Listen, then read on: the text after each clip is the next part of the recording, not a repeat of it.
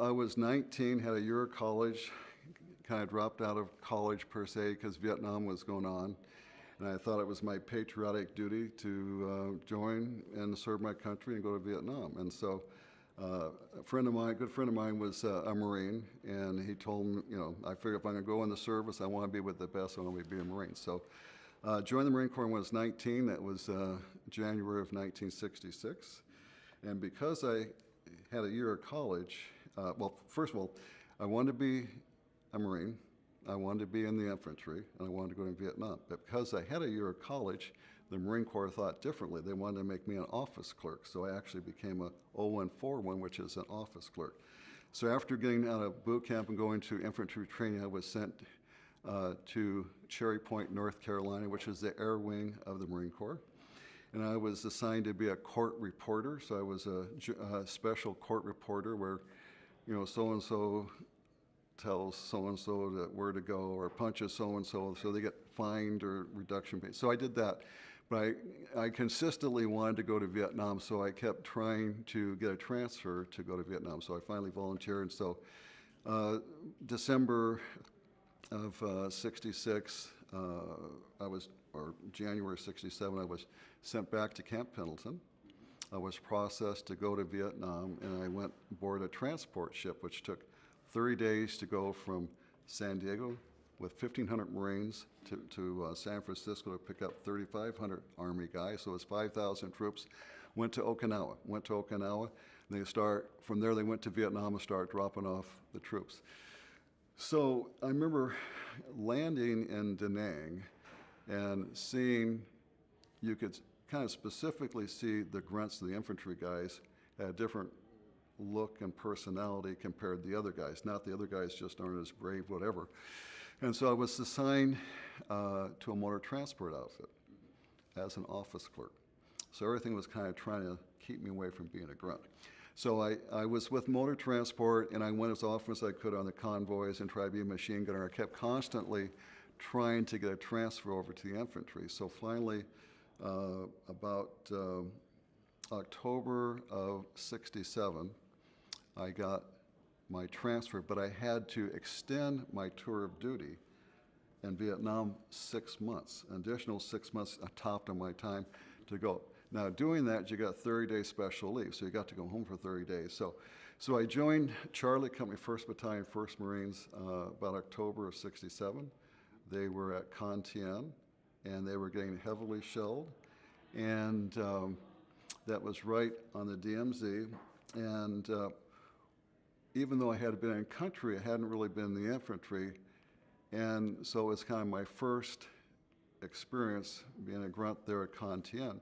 And interesting with the reunions such as this, the 1-1 Battalion reunion, you're able to meet other Marines that had served in combat and in Vietnam, and you can kind of share similar stories and fill in the blank. So for instance, I was talking to one gentleman here from Alpha Company, and I was telling my first experience shortly after I got to Con Thien.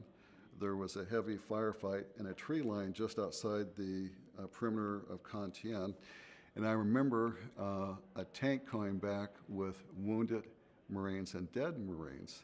And he said, I was one of those guys on the tank. So what a small world. So fast forwarding, so I was with Charlie Company, and eventually from the DMZ, Con Thien, we went to Quang Tri and primarily did a lot of patrols and looking for the bad guys there. And of course, at that time, the other Marines, you're building this friendship and very strong. So, I saw action there, and they had a lot of, we were to run patrols near a village, and there was also a river that went by there. So at nighttime, we would set up night ambushes because the North Indians of BC would run supplies down the river. So I did that, but then in approximately February of 68, because I had extended my tour of duty, I got to come home for 30 days. So now I've been a grunt for about 4 months. I come home. And I'm thinking, maybe this wasn't the smartest idea because I had my taste of being in the infantry. So during that time period, the Tet Offensive had broke out. So a lot of our units and other associate units were involved with the Tet Offensive. And so I got there at the tail end, the conclusion of the offensive, so I missed that. I did go through way on one of the convoys, but I had no involvement in that. So once I rejoined the unit, eventually I became a squad leader, 3rd Platoon. That was 3rd, yeah, I'm sorry, 3rd Platoon, 3rd Squad. I rejoined the unit, and we were a lot of the hill countries up north near Khe Sanh, Laos, and up there, and did the patrols and the night ambushes, et cetera. And one of the main things that we were consistently, pretty constantly being receiving incoming mortar rounds. And on my last main stay was on, before I was shot, was on Hill 881 South. And that was, to the one side was Case, and the other side was Laos. And we would get constantly mortar from this ridge line that was near us, and then we would eventually go to clear out that. So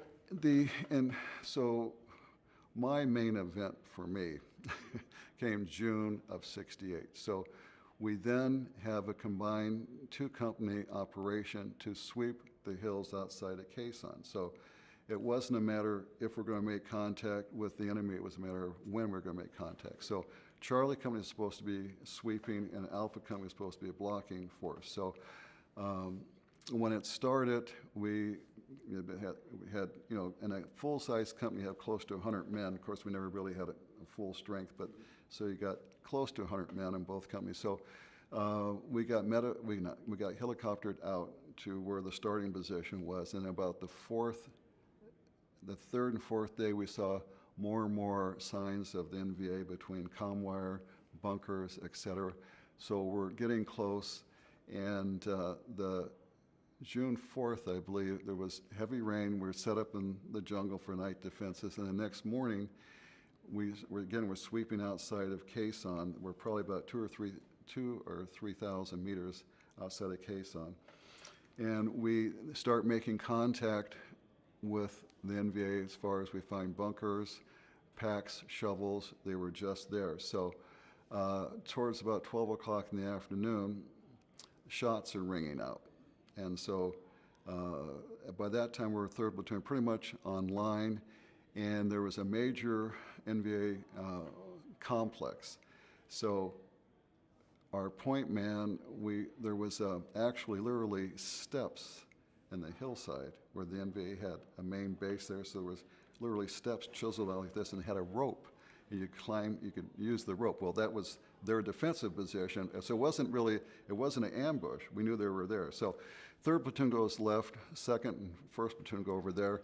And in our section, we were under kind of their killing zone. So most of the fatalities and most of the killings were to where we went.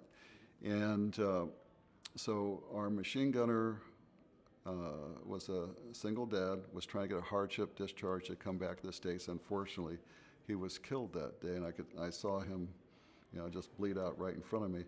So had heavy fire, and at this time, we had one of my Marines was down in front of me, so I assumed that he was wounded or dead. And our platoon commander says, individual assaults forward. As a squad leader, I thought, well, I'm supposed to kind of lead the way. And I thought it was suicide. So there was a big tree in front of me, because it was a little small brush and it was a big tree, and so I thought if I could throw a grenade and kind of clear that, I could move forward. So as I raised up to throw a grenade, I was barely off the ground, and then I got shot right here in the left groin, and it severed my femoral artery and femoral vein. And when the artery goes, you bleed out. So for me, my lucky thing was the point man and the corpsman and the good Lord came to me immediately and were able to put a battle dressing and tourniquet and literally save my life. Of course, I still had to be pulled down the hill, get medevaced out.